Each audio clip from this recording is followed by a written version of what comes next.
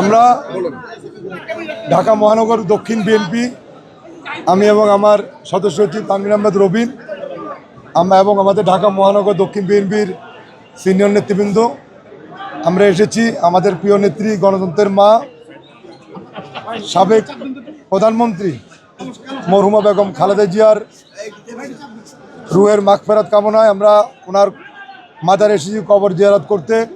সেখানে আমরা দোয়া করেছি যাতে আল্লাহ পাক আমাদের নেত্রীকে বেহেশতের সর্বোচ্চ সম্মানিত স্থানে অধিষ্ঠিত করেন এবং আমরা সকলে মিলে আগামী দিনে যেন আমরা ঐক্যবদ্ধভাবে তারেক রহমানের নেতৃত্বে একটি সুন্দর বাংলাদেশ আমরা দেশের মানুষকে উপহার দিতে পারি, সেজন্য আমরা দোয়া করেছি।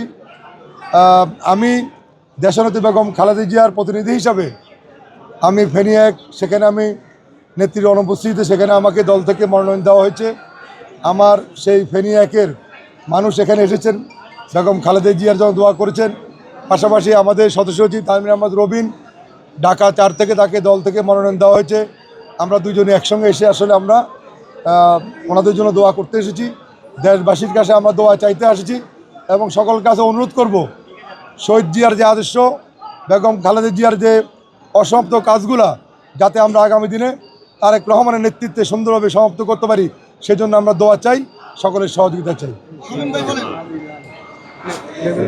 ভাই, বর্তমান নির্বাচনে আসলে লেভেল প্লেইং ফিল্ড নিয়ে আপনি কি দেখতেছেন বা আপনার মতামত? দেখেন, এখনও নির্বাচনী যে আনুষ্ঠানিক প্রচারণা সেটা এখনও শুরু হয়নি, সেটা 22 তারিখে শুরু হবে।